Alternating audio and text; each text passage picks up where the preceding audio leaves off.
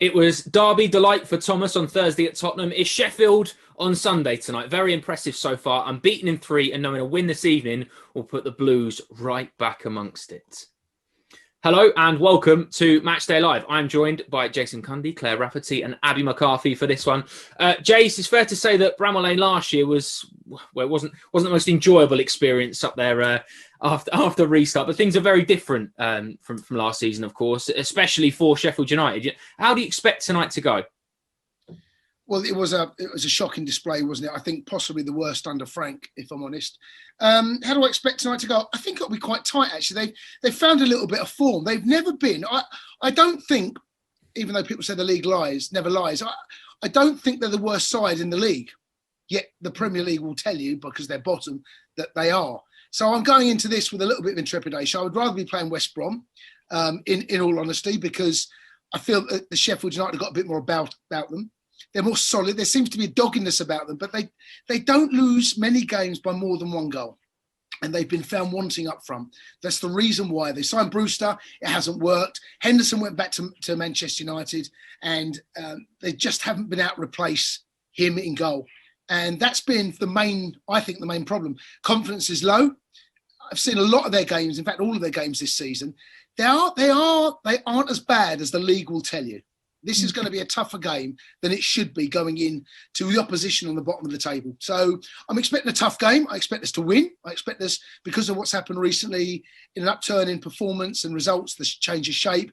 We will match them, probably, going 3 at the back. And I think the teams that do match them, they struggle somewhat. I think Sheffield United, the teams that match them all over the park, we've got better players. Man for man, we should come through. But I expect this to be tougher than the league positions will suggest. Claire, is there a little bit about that as well? Because like Jason said, you expect us to match them up tonight. Last year when they came up, Chris Wilder has done such a magnificent job at the football club in general. You know, like Jason said, I don't think the table really plays tribute to how good a job he's done there this season, last season, and the entirety of it is time there. But more so, do you think maybe there's a little bit of teams have worked them out a little bit? Because they come up last year with the underlapping centre halves. You'll see 2 or 3 of the centre halves in the box at times, but maybe is there a little bit of that teams kind of know what they're about this year a little bit more? I think you're right. I think they've been found out a little bit. I think people, know what their game plan is and can nullify their threats. But they have picked form up recently. And I think Jason's actually spot on there. The table probably isn't as honest as what it looks. They won 5. I think they won 5 out of the last 7 in all competitions. Yeah. So I think that's going to give them extra confidence going into this game. They're stubborn, they're hard to break down. And I think they are, they have a lot of physicality, they have a lot of strength, and they have been quite sharp in the most recent games. So I think it's going to be a tough game, but I think I've gone for a little bit more fluidity in our movement with some of the goals, unlike Jason, who's been quite cagey there. So we'll see. I'm thinking the goals are coming, come on. Well, you said that. Well, I'll tell you, let's do that now then. Let's do Play Predictor presented by Carabao. You can win a £100 Megastore voucher and a signed shirt if you top tonight's leaderboard. All you need to do is get on the 5th Stand app and get your predictions in, like Benjamin from Norway did on Thursday. He walked off with an iPad after correctly predicting the Spurs result, so buzzing for them. Here's what we've gone for tonight. Then I've gone for 2-0. Jason's gone for 1-0. Claire has gone 3-0. Abby, you've gone for 2-0. Good evening. Look, like the other two, we're expecting quite a difficult game tonight, even though sort of the confidence, I suppose, that we have in Chelsea at the moment, especially under Thomas Tuchel, the last couple of games have been brilliant. Is that why you've gone for 2-0? Yeah, I think I'm echoing Claire's positivity. I do think that we're going to win today. I think we're in a really good space right now. I nearly went for more, and then I was like, Abby, calm down. It's Wilder has Sheffield United so well drilled. They can score from set pieces like they did against United. They're by no means an easy team. They are fierce and hard to break down. So I've gone 2-0, and I'm pretty confident of that. I think, our team are going to be so buzzing after beating Spurs the other night. 3 games unbeaten. So let's keep this rolling and, get ourselves back into the top 4.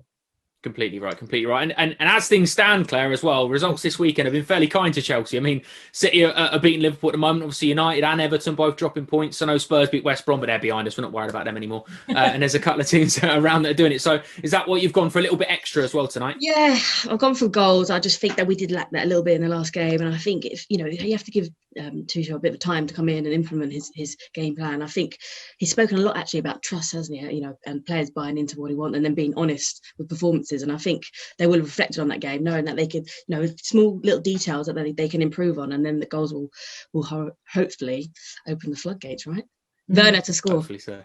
Love that. Yeah, If he starts, that is. If he starts. Everyone's seen this week in training. We'll talk about that a little bit more. Let's go straight into hot topic one then, which is so far so very good. I mean, under Thomas Tuchel, Jace, you know, we've all kind of alluded to it. We've all been enjoying the positivity recently. No goals conceded, 2 wins from 3, a new formation, new shape, new style. It's been quite a lot of change. So I suppose the amount that has changed in such a short space of time really adds a little bit more sort of a backing to Thomas Tuchel and how well he's done since he's come in.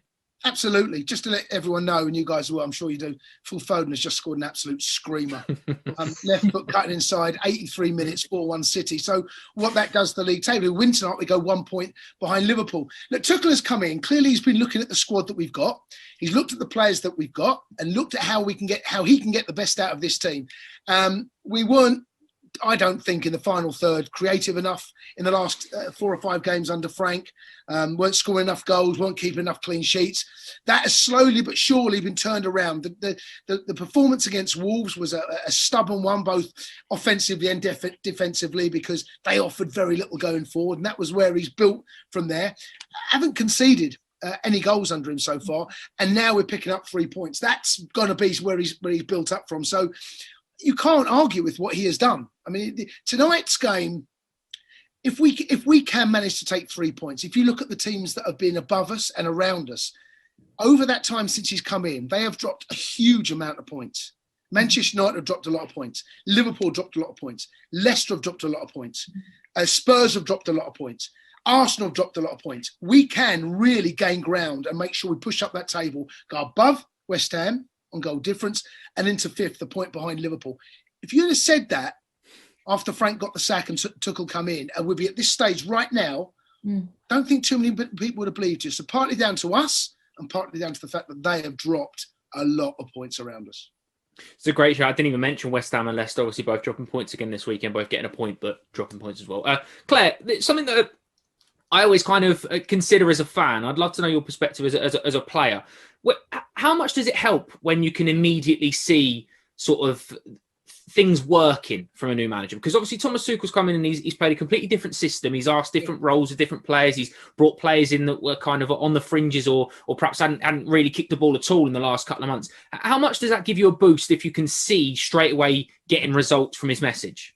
Yeah, I think there's an instant buy-in then, isn't there? You know, seeing is believing. As soon as, you know, manager comes in and changes things around, I'm sure there would have been a few, you know, no one really likes a lot of change. And coming in and disrupting formation and changing players around, obviously players dropping out like Tuchel, you know, that shake-up, it would have been a bit hard to take, I think, for a few players. And I think if you see the instant results, you can't really complain, right? You know, you can't start moaning about this is not working, when actually the results are speaking for themselves. So I think seeing that, yes, I think if you were dropped and we weren't winning, you'd have a bit of a moan. But I think at the moment, it's all going to plan. And as Jason was saying, it changes so quickly. You know, a couple of weeks ago we were talking about how, you know, how form dipped and how we were, you know, the gap was getting bigger and bigger, and all of a sudden we're almost in contention again. So swings and roundabouts, eh? Absolutely. Abby, I know that you're big on the positivity, same as I am. So I wanted to run this by you, right? So we're doing a little bit of digging into Thomas Tuchel's sort of how he starts at clubs, right? Okay. Unbeaten in 14 when he started at Dortmund, including 11 straight wins. Didn't lose a league game at PSG until the 23rd game of his career as well in there. So he loves a run. I know we're getting a little bit carried away because we've only played 3 so far, but when you're not conceding a goal in 3, you'll forgive me for getting carried away. Yeah, I'm all for it. If he can continue on this run, then yes, please. The thing is with him, I've been really impressed by him, you know, in the press conferences and stuff. He's such a student of the game, isn't he? And you can tell he loves Chelsea and he's really got to know the players already. And yeah, when you look at a manager of his caliber, he goes out and wins trophies. He goes on these unbeaten runs. And I was kind of like, is it going to definitely work at Chelsea? And so far, so good. So yeah, let's not get carried away, Joe, but I'm feeling pretty good about it, I'll be honest. And, you know, now he's had 3 games with the team, he's really going to know the players and be able to get the best out of them even more. Completely right. Well, I'll tell you what, we have Matt Davies-Adams at Bramall Lane for us. Matt, how are you, mate? You good? Very well, Joe. Yeah, how are you? Yeah, very well, thank you, mate. How is it up there? Is it cold tonight? Is it cold? Yes, it's cold. I've just looked at my phone. It says feels like -4, but, you know, it's one of those. We're not complaining. I'm just happy to be here. He said, shivering. Good work, mate. Well, I'll tell you what, warm us up with your team news, please, pal.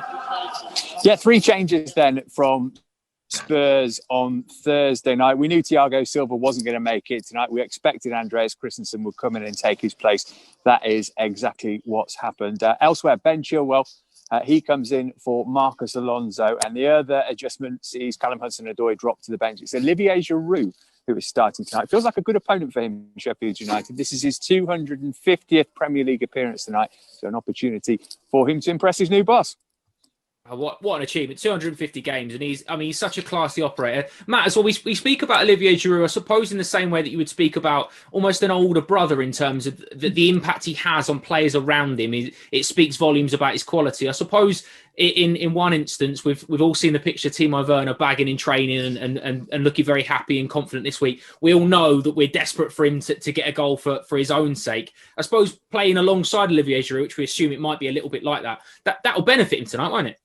Yeah, you would have thought so. I mean, there aren't many people in the Premier League who are better at holding the ball up and bringing others into play than Giroud, but he's also that battering ram, isn't he? And the hope is that will give Timo a little bit more space to exploit than maybe he's had in recent weeks. I think it's a shrewd mood against this opponent in particular. You know, Sheffield United, big tough defenders. No Ethan Ampadu for them, obviously tonight. Can't play due to the terms of his loan, and yeah, that means that it's a Giroud type game for me.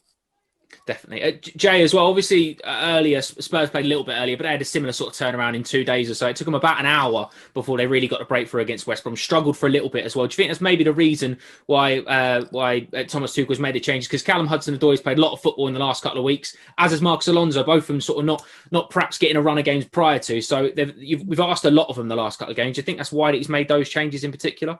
Yeah, that absolutely has come into his thinking. And also I felt that we had a lot of balls out wide against Spurs. And I think the way that we play, we can get a lot of balls out wide and we can get good delivery. Think of Chilwell, his delivery. Think of Reece's delivery as well. So they almost play as wingers, really. I know they're wing backs, but really when we got the ball, if you look at where their starting positions, they are so high and so wide, like wingers, which push the wing backs or the full backs back. You look back at Ben Davies in particular at the game against Spurs, how Reece was on him like a flash more often than not in the first half in particular, high in their half. So I expect us to play that exactly the same way.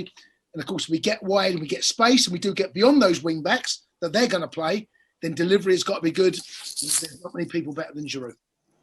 Claire, we just on that as well, carrying on, because we speak about Marcus Alonso and Callum Hudson-Odoi, I suppose, when they're both playing their wing-back roles. We know they want to fit the game, I suppose, a little bit more centrally as well. They want to drive inside, and they're both very gifted goal scorers as well in their own right. But with Reece James or Ben Chilwell, I suppose, like Jason's already pointed out, their best attributes has been their crossing, their delivery from wider areas. I think there's a little bit to that Giroud favours players that are going to get the ball in a little bit more than perhaps cutting inside and doing a little bit more internally. Yeah, I think naturally, the attributes to the players are to get the ball up the feet, lift the head up. They actually don't even need to get the head up. They know where Giroud's going to be, really.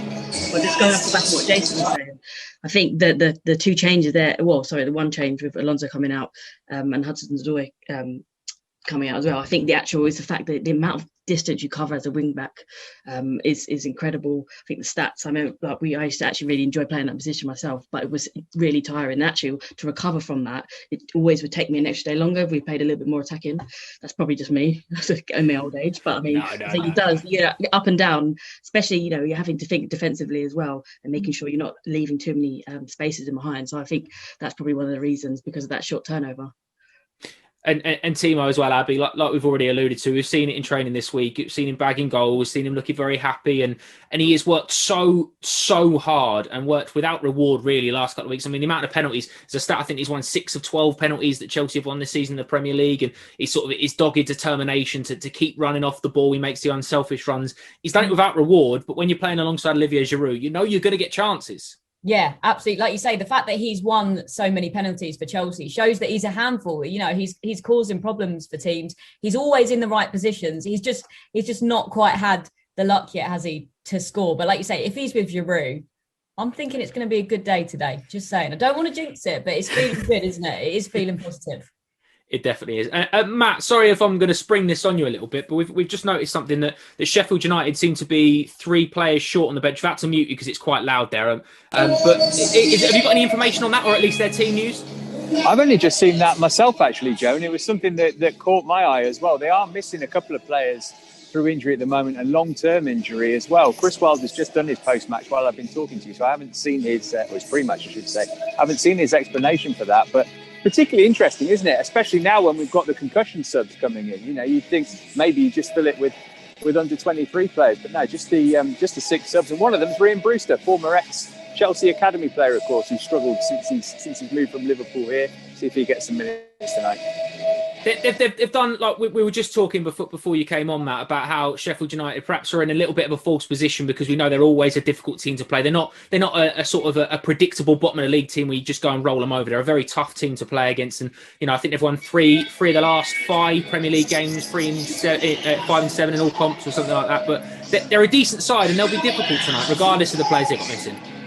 Yeah, they definitely will. What I would say is, we say that nobody's really thrashed Sheffield United this season. Of course, Chelsea beat them 4-1 back in November, so maybe the exception to the rule. They're a very difficult team to play against. They've got an excellent manager. I think of all 20 Premier League clubs, they've missed having supporters inside the stadium more than anybody else. You really feel that when you hear, you know, it's one of the oldest grounds in Britain, one of the most historic. And when you hear on a night like this, it ought to be rocking. And that is always worth an extra 10%, I think, for Sheffield United. And I think more so than probably anybody else, they've really missed that support this season. But yeah, can't take anything for granted. As you say, decent form, but they still need snookers to get out of trouble. Jace, one thing we have all noticed as well is that's brought a little bit of a smile, a little bit of relief to all of us is the fact that Dave McGoldrick's on the bench. Just having a look, he's scored 7 Premier League goals in his career. 3 have come against Chelsea, and he's only scored 2 this season. 2 last season, and they were both against us in the 3-0 win at Bramall Lane. So very pleased he's not playing.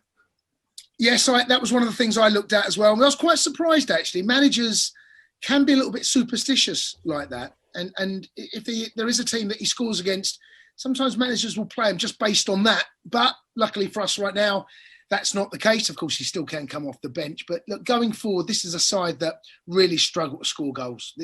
They're creating chances. They're very few and far between for them. How they scored 3 against us, I don't quite know.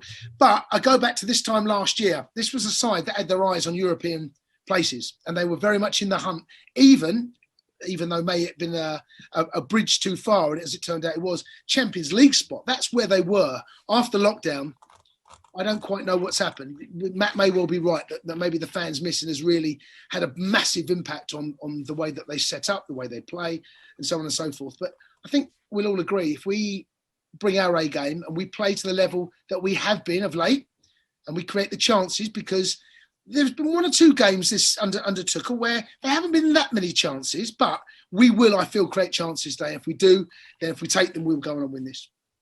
Completely right. And it's finished at Anfield. Manchester City have won 4-1 as well. So again, definitely a big opportunity for Chelsea this evening. And well, that's all from us for now. We'll be back a little bit later on, of course, so make sure you stay with us. But first, let's hear it from Thomas Tuchel in his press conference ahead of facing the Blades. Hi Thomas, well done today. I just wanted to ask you about the formation. You played 3-4-3 and one with number 10 and 2 strikers. Can you tell me the difference between those formations? And could I ask, what did you say to Mason Mount after the match? Because I saw you give him a big hug and sort of talk to him.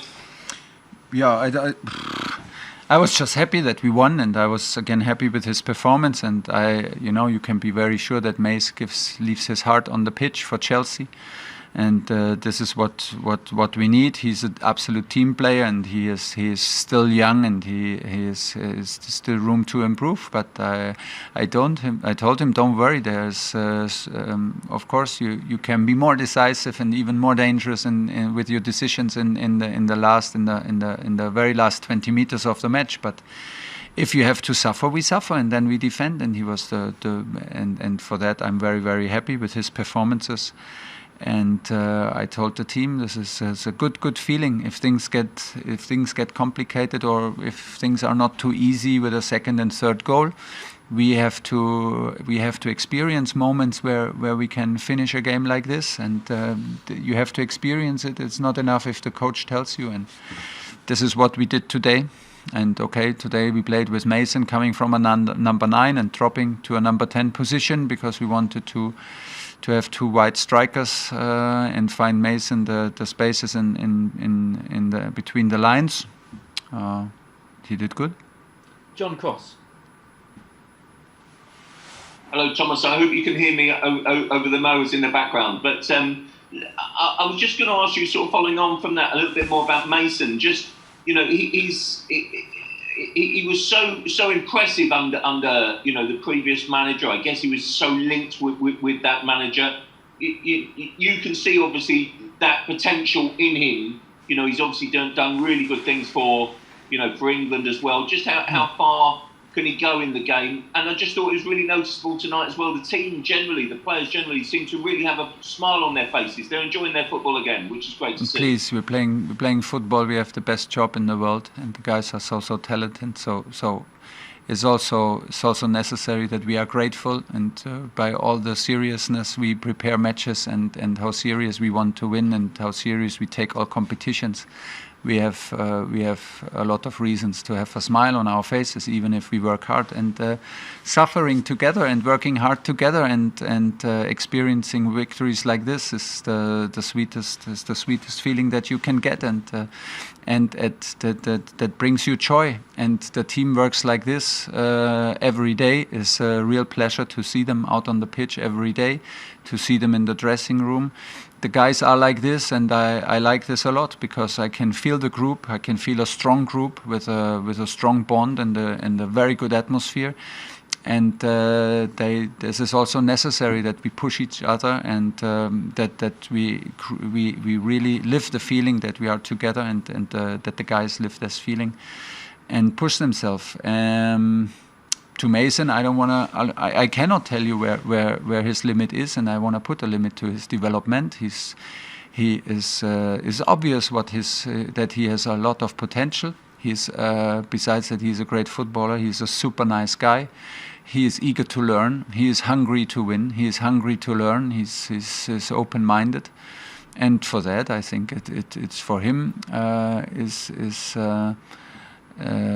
he can perform on any manager, and this is the best thing, because that he really means it, and he has this internal motivation, and he's a very, very nice guy with a big personality, and a nice guy. And what can you wish for? Is top.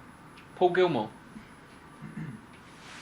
Thomas, the next 3 league games are against teams in the bottom half of the table. Have you had a conversation with the players about how big a month February could be, with not only those league games but a couple of the cup competitions returning as well? No, I just talk match to match. Otherwise we lose the focus. Once you raise your head up and look more than 2-3 games or more than one game, you lose your focus. It's like this. I don't know any other approach. Maybe other coaches do it like this. For me, it's not possible, and of course not possible if we step up in the middle of the season. So we take this step by step. Tomorrow is the most important day to analyze the match, to have the group together, to take care about our atmosphere and our spirit, and to do a good training with the guys who did not get so much attention today, and to take care about them.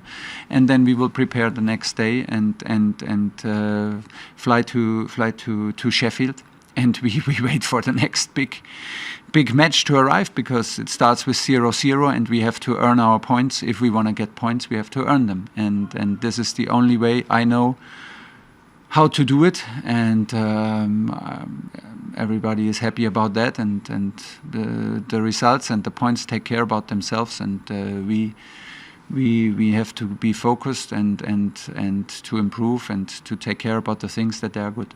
Last two, Matt Law and then Matt Dunn to finish. Hi again, Thomas. You're up to 6 now going into your next match. 4 points off 4th, but also only 5 points ahead of 10th. I've just wondered how tough you see this top 4 race becoming, and how many teams you think could be involved in it. I cannot care less, because I cannot influence other results, and I cannot influence what the other teams do. I know that there are too many teams between us and the Champions League places. And like I said in the question, it is maybe boring for you guys, and I can understand. But I know. I simply know no other approach than to take it step by step, and the most important is now that we don't lose the focus tomorrow, and to take care about the guys who were not on the pitch today and get a lot of attention. So we have to take care about them tomorrow, and to take care about our quality and our atmosphere in the dressing room, that we are able to compete again on Sunday. We have only 2 games. Maybe we need some changes to be sharp again, and to be physical again, and that we are able to compete on the highest level in the next away game against a strong Sheffield and a very physical Sheffield side that which won the last games. And this is all we focus on, and the rest, we have no influence on the rest, and we have enough to do to take care about ourselves. Last question, Matt Dunn. Hi, Thomas. Just back briefly on Mason Mount again. England fans joke about how much Gareth Southgate says he's a great player all the time, and Frank Lampard always used to pick him.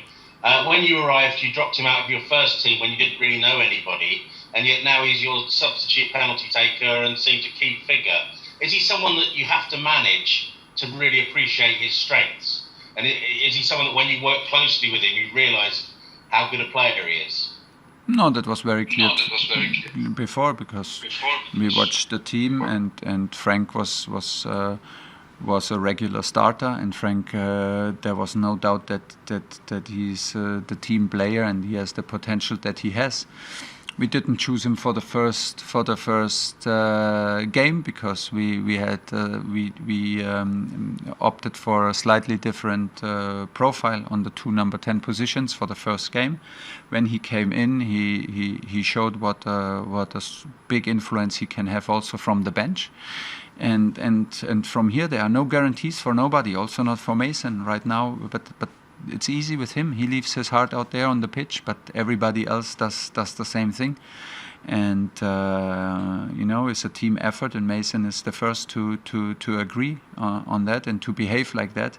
And this is what we need. Is there room to improve? Yes. Is there a lot of room to? Yeah, there's a lot of room to improve also for him.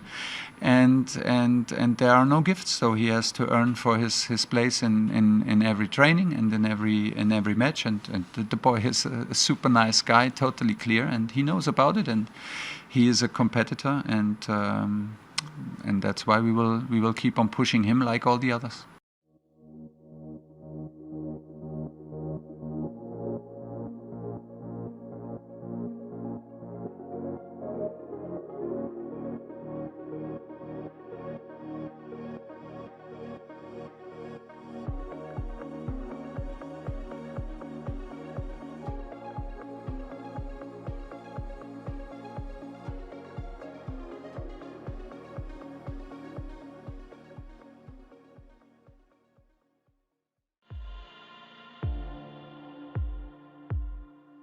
Tottenham Hotspur versus Chelsea under the Thursday night lights in North London. Always one of the biggest games of both club seasons. Tonight is no exception. As Chelsea get the game underway, and immediately look for Timo Werner from Azpilicueta, and his header doesn't drop wide by much. That was flashbacks to Alvaro Morata and Cesar Azpilicueta. That was a great ball, just sees him break the gap.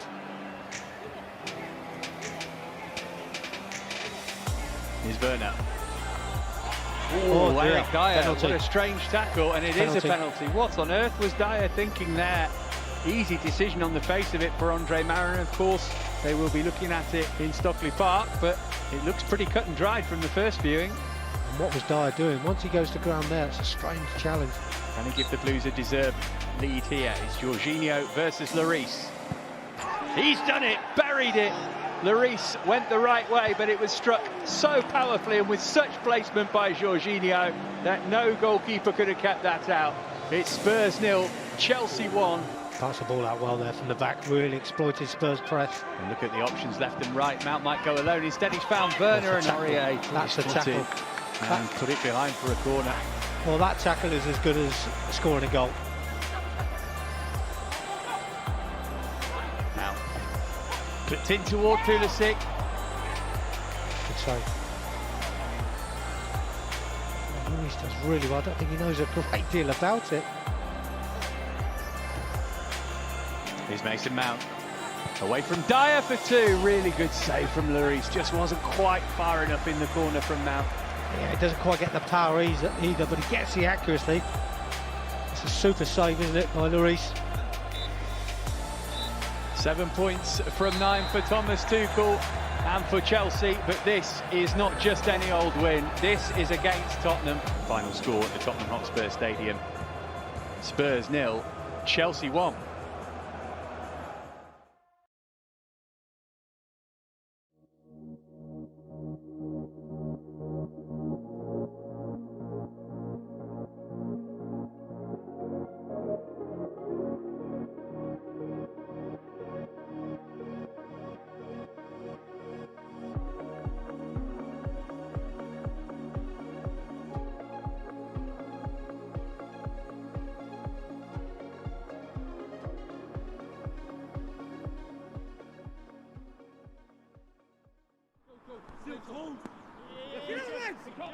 Hall out to Fellows, holding a very wide position. He's got a couple for company. Neatly done by Fellows, the give and go, and he's got it back as well. Really strong here. That is an excellent goal. All the work of Tom Fellows. Humphreys outmanoeuvred. He couldn't make a challenge then. That is an excellent opener from West Brom. Thomas. Dangerous cross. Brooking in a bit of a tangle there. The whistle has gone here with the assistant telling the referee something, and Josh Brooking has been sent off. Straight red. The suggestion may be a stamp off the ball. Chelsea down to 10. It's not even half time. Joe Haig was stolen in well. Excellent acceleration, and he's picked out Ben Elliott, who's found the net. 1-1. Lovely run from Haig. Huge credit to him. It's a perfect cutback for Elliott. The 10 men are all square. Haig on the march again with options. He might go it alone. He has, and he's scored a super goal. Made the equaliser. Now he's put the Blues ahead. Such lovely balance when he runs. What a shot at the end of it.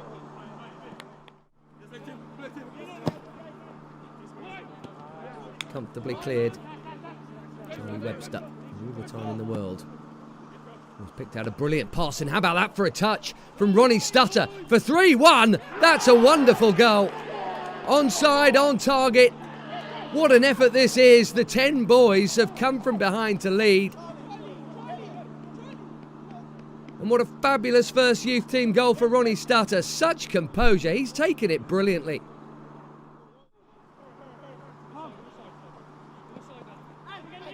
Fellows was on the charge again. And he's continued his run again, and he's gone down. Penalty.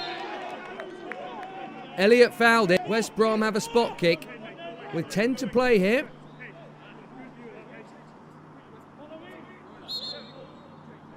Cleary from 12 yards. And in it goes, just. West Brom 2, Chelsea 3. Cleary just about squeezed it past Sami Telemkhani.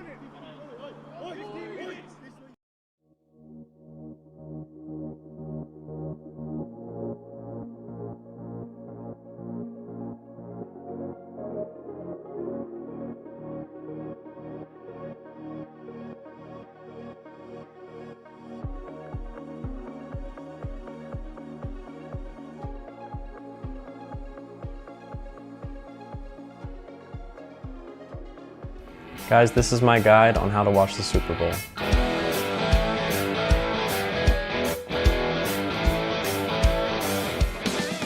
Super Bowl Sunday is a massive day in America. It's like, yeah, there's definitely a massive build-up. You know, we have Super Bowl parties, everyone gets together, prepares for the game. Really the best memory I have is, I think I was living in Michigan at the time, and I was invited over to a Super Bowl party at a friend's house, and there were so many people there, and it was just the best time. I was there with all my friends and a ton of people, and we were just watching, enjoying, and had some really nice food and good memories. Am I right saying that you're a Jets fan? Yes, my dad's whole family grew up on Long Island in New York, and yeah, they were all Jets fans growing up, so I just naturally became a Jets fan through the family. The game is between the Tampa Bay Buccaneers and the Kansas City Chiefs. The game will be taking place at the Buccaneers' place in Tampa Bay. You got Patty Mahomes in Kansas City, who's a really had recent success and just a really exciting team, an amazing team. I could say maybe Kansas City is kind of like Chelsea a little bit, where we have kind of some young players and a very exciting team, so I could give that. And then you have obviously Tom Brady on the other side, who brings a lot of experience, and Gronk, and just a team that you just know is not going to be easy to beat, and they've been there, done that, so it's going to be, I think it's going to be a really, really exciting match. Tom Brady's the best. Got the pace here to get away from Dallas now, then he deserves a goal. He's been excellent, wants to put it on a plate, taken brilliantly. Pulisic slides in. Make sure that you read up on all the rules and you understand what's going on in the game, because it can be complicated at times. Make sure that, you're ready to stay up very late and that you have a nice day off the next day, because the game can go pretty late. Good food and snacks is key throughout the whole game, because it is quite a long game. From my experience, we've definitely had pizza around, any type of really tortilla chips, and you got some nice dips, maybe some guacamole or some salsa or something nice to dip it in is for me important. Yeah, during the halftime show, The Weeknd will be performing. I think a recliner is definitely an ideal situation. Get your feet up, nice and comfortable, and just ready to watch the game. Getting a breakaway chance. Oh, and away from Mendy, Christian Pulisic one-on-one with Ederson, strokes it into the bottom corner. I'm gonna go with Tampa Bay and Tom Brady. Honestly, I like Tampa as a team. I've liked them for a few years, and I just think Tom Brady is just the GOAT in every way, so I just think he's gonna win again. Thank you.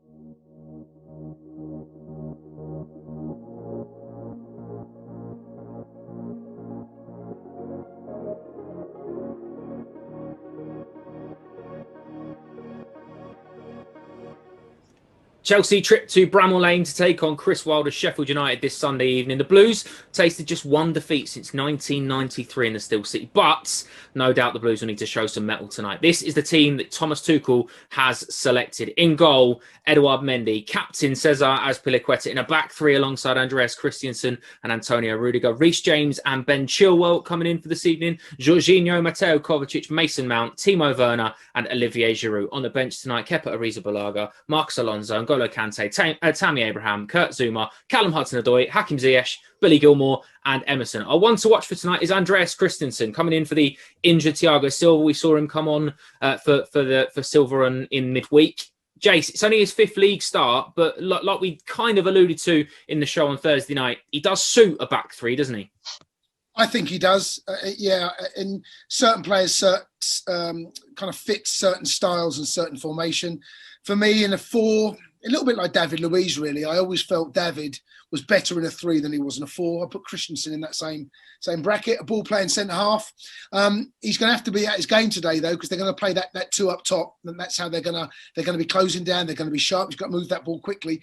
But I think it's now a moment for him because he's got that opportunity, and this has been a very difficult season for him personally because both managers so far clearly haven't got him in their starting 11. So he's got to make sure when you get a chance, it comes along and you take it. And that's what he's got to do today. So, yeah, it suits the system for him and I expect to be pretty seamless. It's very much an opportunity, isn't it, Claire? Like Jason's alluded to there, is with Silva being injured, he's now getting the nod in the middle of that three alongside Rudiger and Azpilicueta. And I suppose if you are a player with the abilities of Christensen on the ball, I suppose is where he's best. When you've got two centre-halves that are going to do everything else around you, like Rudiger and Azpilicueta will, this might be where he finds his best form and makes it difficult for anyone to take that off him. Yeah, and I think this is a time where he shows experience and he actually, showcases his maturity. I think we all talk about centre-backs needing a bit more time to develop. And I think he took his opportunity against Spurs. I think he settled in nicely. But I'd like to see him step out a little bit more. I know he likes to do that. He likes to play the ball around. But I think the more game time he has, the more confidence he will have. And I think, yeah, you're right. It's been a kind of long time coming, right? We're all willing him to kind of take his opportunities. And hopefully this is the time he does that.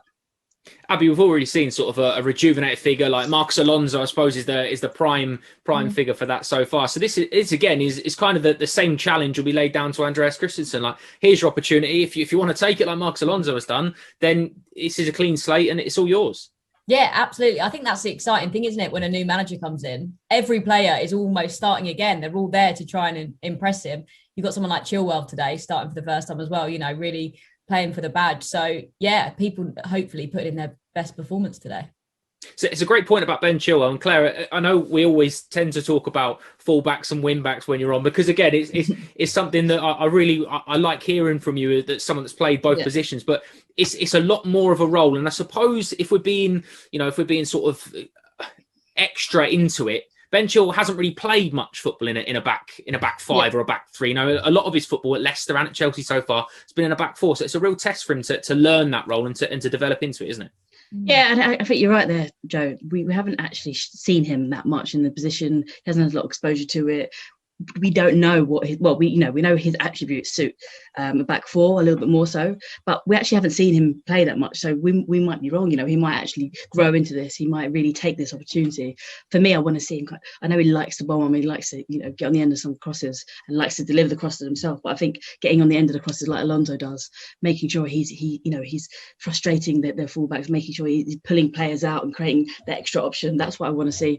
And I think this is his opportunity. And if he doesn't take it, I think he might struggle to get another one. Well, Jason, that's a bit harsh, but I mean, I think he's going to struggle to stake the claim for that position. No, I think it's a very fair point, because Marcos Alonso hasn't really put a foot wrong in the two games that he's played. But Jay, I wonder how you look at that, because again, you'll have been in a position where you've been in command of that jersey, or you're after someone else's as well. When you've got an opportunity and someone's played so well in that specific role, does it give you an extra 5%, or does it depend on player? Because I suppose some players will be very much confident and want to know they've got the backing no matter what. But how did you react to it as a player? Well, this is slightly different because a new manager has come in. Ben Chilwell's moved for a huge fee, £50 million. It was quite obvious under Frank Lampard that he was going to be our number one left back. There was no doubt about that. Even when we played a three, he was going to be in that position. Now things have changed. He's seen a new manager come in. Right now, he's probably second choice. He's got his opportunity. I don't see any reason why Ben Chilwell can't adapt and play to a left wing back, because I've seen the way that he's adapted, whether he come to Chelsea, and that didn't seem to faze him. He's got all the attributes. He loves to get forward. He's already scored the goals at that far post, had opportunities, that ball's from Ziyech, so he can track that far post, and he likes to get forward. So I don't think there's any reason why he can't adapt. But right now, his place is under real scrutiny, and because Alonso is one of the best attacking left wing backs in the country, possibly in the world, he knows he's up against it, and his world has been shaken because he moved to Chelsea £50 million. Everything was rosy. He was going to play for England. He was going to go and play for Chelsea, probably play every single league game. That ain't the case anymore. So he's got to put in a performance today. He's got to make sure he puts in and make sure that the manager notices what he is going to do. I think this is a big game for Ben. Completely agree. Well, obviously, we've seen quite a lot of changes since Thomas Tuchel's come in. One of the main things has been the shape and the use of two central midfielders. He calls it a double six, which is quite a new term over here, but it basically gives license to other players to do their business a little bit further forward, and two midfielders kind of tuck in and hold. But Jorginho and Mateo Kovacic have really thrived in this role, and we've had a look at it.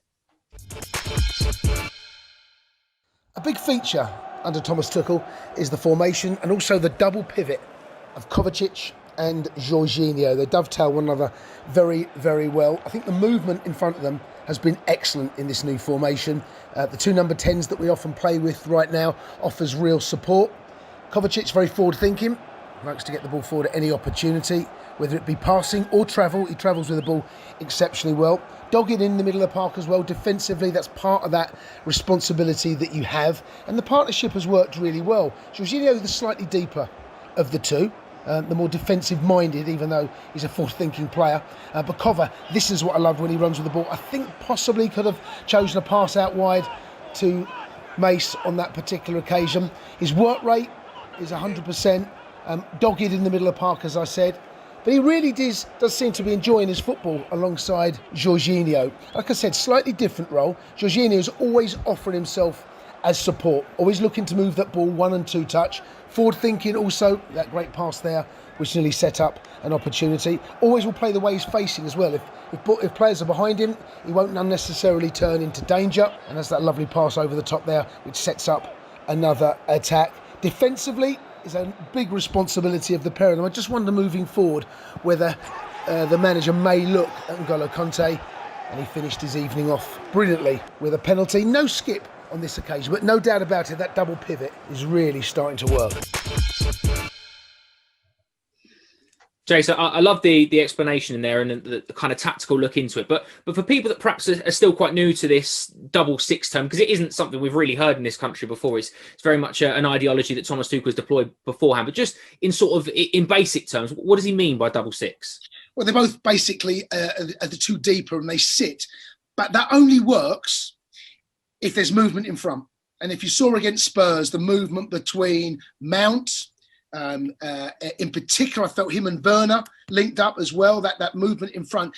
If it's static in front, they can only move sideways or backwards. But their first thoughts are, can we go forward? Because we play with two number 10s as well. So Giroud's going to be the number 9, and they're going to play two in behind him, and they're going to be, one's going to be slightly higher. They're going to be continually swapping. And I felt that the movement against Spurs, all three of them, but with Mount in particular, I felt they were always looking, can we find Mount? And the way that if they receive the ball, they want to be on the half turn so they can see Giroud. Giroud is a brilliant player to play with. So you can even put that ball into Giroud and bounce the ball off him. So Cover can play that ball into Giroud and Mount can come and support from behind. But the way that they're going to play, if there is no movement, those two are really struggling, because that's the first thing they think of. They can only play so many passes between themselves and go backwards. But the way that they're going to play 5 across the middle, that's exactly what they're going to do. They're going to try and stop any balls going in there. So the movement's got to be good. And if that movement is good and they can find the pass, they've got to hit it early, got to hit it sharp. And I've noticed that Jorginho in particular has been doing that much, much better. Well, that is our hot topic 3 for tonight, which is the best double six combination. Claire, like Jason's saying there about the movement and needing to kind of generate the ball very quickly and get on the ball. Jorginho and Mateo Kovacic have been given the nod so far. N'Golo Kante obviously come back from injury and came back into the side on Thursday evening as a substitute. What do you think the best double combination is? Or do we not know yet because we've only really seen one and a half? Oh, you know what? I don't know. I think obviously Kanté, Tuchel spoken a lot, hasn't he, about Kanté being one of the strongest in there and obviously coming back from injury. But for me, it's getting them two players in the heart of the game. He loves to stretch up position, pressing, creating overloads in the half spaces in between the lines, as Jason was saying. And I think it's, for me, I don't know if we have a best yet. I think it probably will be changed quite a lot because of it depends on the opposition, of course. It also depends on the confidence of the players because they are the ones who have to be brave. They're the ones who have to break the lines with their passes. So I guess whoever's in form, I love Kovacic and Jorginho in the last game. I'd love to see Kanté in there and see how kind of he thrives on it. He has obviously a lot of energy. He likes to get around the pitch, and I think that allows other players to come in. And Kanté loves to do that, right? He loves to feed everyone else. I think you're spot on. I mean, in the week, Spurs midfield couldn't get anywhere near Kovacic and Jorginho. And Abby, Claire's already alluded to the point there, but N'Golo Kante is, I mean, he's one of the best midfielders on the planet. Yeah, at the moment, he's going to find it difficult to get back in the side if those two keep playing as well as they do. But that's obviously a wonderful headache for Thomas Tuchel to have. Yeah, an absolutely wonderful problem. We've got a world-class, absolutely stacked squad. Yeah, it's definitely a good position to be in. I'm really enjoying watching Jorginho and Kovacic play together, though. I feel like they've been given a new lease of life, really, haven't they, under Tuchel? Like you say, they've kind of been the ones that have been chosen. I think Jorginho's really good at just controlling the tempo of games. Kovacic with the ball at his feet, dribbling, really driving attacks. But yeah, Kante, I mean, how can you not include him? Because he is him. So, like you say, a very, very good problem to have. And also, Abby, just quickly, because again, I know that you'll have seen a lot of people asking about it on the fifth stand-up, but Billy Gilmour's another one. And I suppose in the same mould as Jorginho and Kovacic, players that can get on the ball and dictate very, very well and very quickly and upgrade the tempo as such. Billy Gilmour's perfect for a double six. Yeah, absolutely. I think he's a player that us Chelsea fans are so excited by, aren't we? He's so young and he's coming in some pretty big games and really just run the game. So it's going to be interesting to see when he makes it back into the team for sure. Completely. I mean, there is lots to look forward to this one. Obviously, should be a really good game. It certainly was earlier in the season. Let's go back to November when we had a look at blunting the blades at Stamford Bridge. Chelsea welcome Sheffield United to Stamford Bridge with the Blues looking to maintain their excellent recent run in the final fixture before the November international break. Blues' impressive defence has been the big talking point of late tonight. They're aiming to record a 6th successive clean sheet.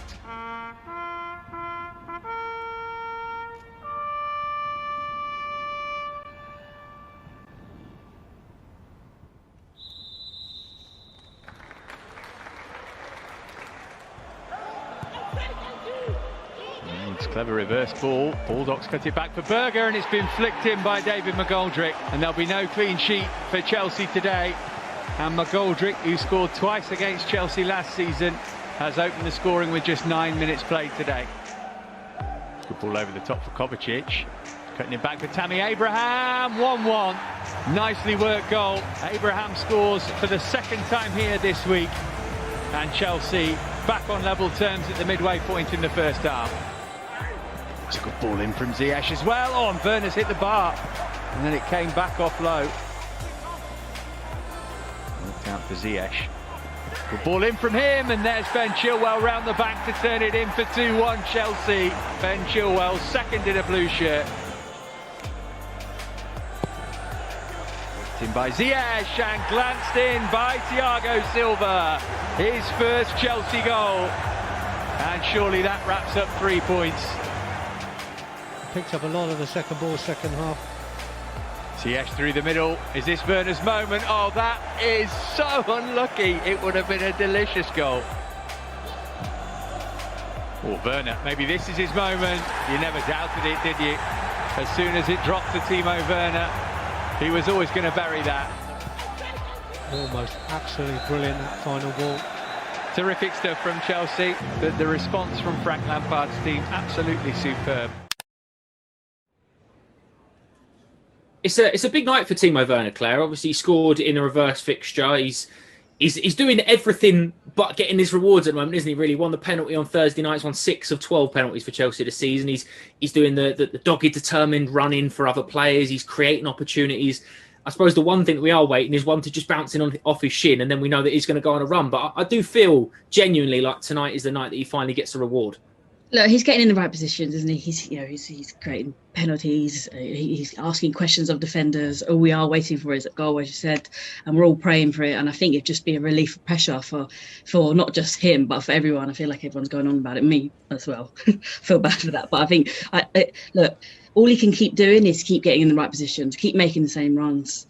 Keep, trying to interlink with players, keep just trying to be positive with it. And I think Tuchel, by actually starting him and consistently, is giving him them opportunities. He's not showing any doubt in his ability, and it will come. It will. I swear, it will one day. It will. I think the difficult thing as well, Jay, is the fact that people only speak about elite players with this conversation. Because if a player that perhaps isn't at that level goes 5 or 6 games without a goal, it doesn't really get mentioned. But when a top tier striker goes a couple of games, it could even be 2 or 3 games without a goal, people start asking questions. So it's almost he's created this additional pressure because he's that good. Chelsea fans know how good he is. We've seen in glimpses how good he is. It's like Claire said, we're all willing him to get a goal, but we know it's going to come. I don't think there's any doubt in anyone's mind that it's going to happen. It's just, I suppose, about a little bit of patience and a little bit of luck that needs to go his way. Yeah, and sometimes you make your own luck as well. Sometimes I look at him and his body language at times displays that of someone who's lacking that little bit of confidence. Look, you show me a footballer that isn't a confidence player, because we all feel different. When things are going well and you're higher confidence, your game is totally different to when you're struggling a little bit. Maybe 1 or 2 things haven't gone your way. Maybe a result for missing a couple of easy sitters, which he has been guilty of. And then when they come along, you start snatching at them. The goal against Fulham in particular, 1v1 with the goalkeeper, take a bit of composure. The Timo Werner of last season, 1v1 finishes that. He's now perhaps tightening up in front of those. So he's still getting into those areas and the chances are still coming. He's just got to make sure that when it does come along, he's got to finish. There was a chance against Spurs. You look at it, he got it caught between his legs. I've seen a lot of that this season. He's got to make sure on the training ground, he gets used to putting good contact, taking your time, get a good face on that. Don't snatch at things. Don't try and put too much pace through the shot. When it comes along, composure. All the things that made him that top striker. And I just feel that we're looking at a player that's low on confidence, that needs a goal, that you're absolutely right, that once that comes, I get the sense that these more and more goals will come. But that first one, he's got to make sure he gets that, because we're not talking 2 or 3 games now. We're talking 5 or 6 games, we're talking 9 games. That's where it starts to build up. But I don't doubt that when it comes, the floodgates will open. Jace, I do hear that quite a lot, and I'm interested to ask you about it again. But you and Claire both will have seen it from strikers you've played with, because I hear the talk about people say just get yourself in front of goal in training and just make contact and get the ball into the back of the net. Just however it comes, 50, 60 times what you need to do. Just stay the width for the 18-yard box and just score. Sometimes even without a goalkeeper. I've heard like proper top level strikers say this on TV over the last couple of weeks. Right. Is that what it is? It's just a feel. Get used to that ball hearing that ball hit the back of the net. Get used to doing it without a goalkeeper, because we've all seen crosses come across, and you think it's an easy finish, and on the face of it, when you look at it, of course it is. But you put that same position there with our defender there, a goalkeeper there, and the cameras. All of a sudden, that's very different. I think it's just getting used to it. Clive Allen was the best I played with, the best finisher. He'd go in the training ground, and people would cross the balls over, and he'd get used to heading the ball, volleying, half volleys, left foot, right foot. Just get used to doing that. And once that becomes second nature on the pitch, the plan is that it comes second nature on the pitch as well. Abby, the addition of Olivier Giroud alongside Mason Mount, who we've spoken at length all season long, but in terms of stats alone, he's created this. I think there's only 4 players in the league still, even a couple of weeks on, that have created over 50 chances in the league. He's one of them alongside De Bruyne, Fernandes and Grealish. So there are going to be chances come his way. And like we said, once he gets the feel of that again, we've got one of the most clinical, lethal strikers that we've seen in the last 18 months or so in Europe playing for Chelsea. Yeah, absolutely. I'm really looking forward to him playing with Giroud. I think he works really well with like a big physical striker. That's what he did at Leipzig, didn't he, with Poulsen? So I feel like this relationship tonight is going to be key, and hopefully we'll end this goal drought and get his confidence back, because I imagine as a striker, you know, if you're not scoring goals, you're just going to get in your head about it, aren't you? And like, he just needs a goal. Then honestly, I think the pressure will literally just leave his body, and then he'll go on a massive run, and all the haters will be very, very quiet. But also, as you mentioned, someone like Mason on the pitch, who we know has an amazing work rate, there's definitely going to be opportunities. I'm just hoping that Werner can put them away today. I've talked us all into it, Claire, but who do you think is going to be the difference for Chelsea tonight?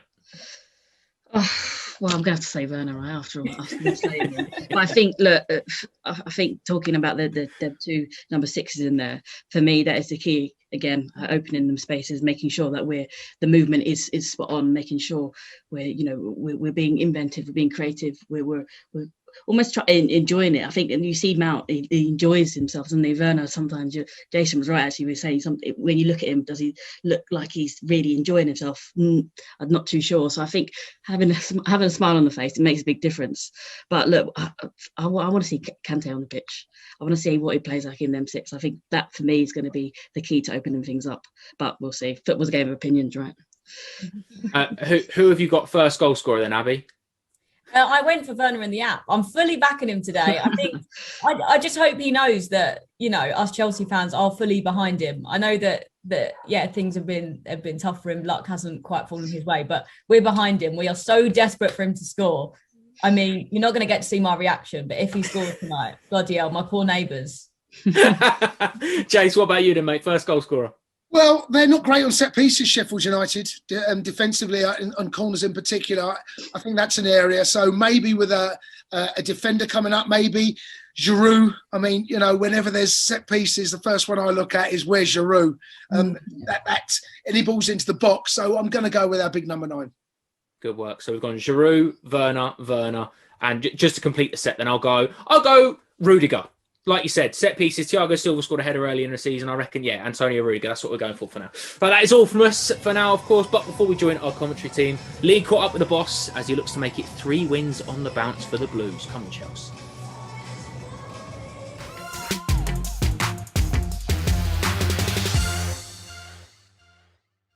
When we spoke last week, Thomas, you talked about the importance of adapting to the culture here. Have you been surprised by how unpredictable and competitive the Premier League has been? Yeah, well, I knew it. Everybody told me.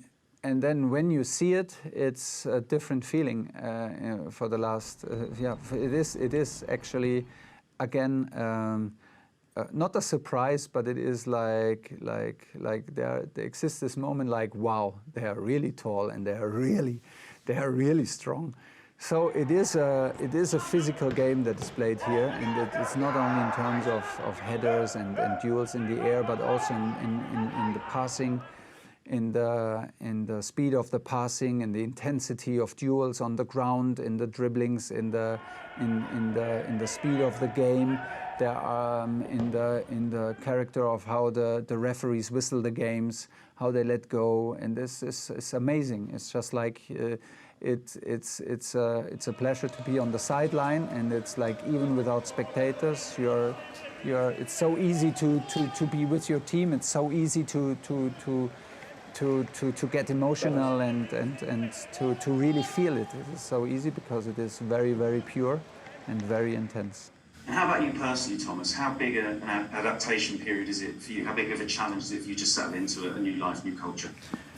Well, normally I would say not easy, but it is super easy, honestly. In fact, it is super easy because it suits me perfectly until here. I'm very, very happy. I can speak for my staff. I'm super happy with all the support here in Cobham and in the club. From all the departments, they are on an extremely high level. We get support on every level, very, very friendly and on the highest professional level and with high quality. I like the team. I like the team a lot. I love the guys, and it's a pleasure to be here. So right now, I'm actually living in the moment because I don't have time to think about anything else. I miss my family a lot in the evening in the hotel. I miss my family, and there are sometimes minutes where it feels a bit lonely, but I'm at the same time very, very tired when I'm at home, so I fall asleep very quickly and very fast. And so the times where I feel lonely are very short. But I'm looking forward for a combination of it all. And right now it's maybe the moment where you just dive in and it's good and you just absorb everything, and it's very, very positive. That gives me a lot of energy to also give it to people that work to me and of course to the players, and from there on it's a very positive cycle in the moment. Finally then, Thomas, you mentioned your family there. They must be obviously very supportive but very excited for you taking this opportunity. Yeah, sure, we did the decision. In the end, you do the decisions not alone, and I do the decisions not alone, and I for sure need the support of my family. And it was hopefully also a bit hard for them when I left, and I left for a foreign country again, and I started this adventure alone, because we feel as a family and that we belong together. And at the same time, also over the distance, it gives me a lot of courage, and it gives me the power to be the best coach that I can be. And that is a huge help that I could not, that I don't want to live without. And for them it's the same. And so in the end, it was a big support to support me. They felt how badly I wanted this, and they felt how emotional I reacted to the first contact and to jump into this adventure. And from there on, I got the support, and I'm very grateful for that.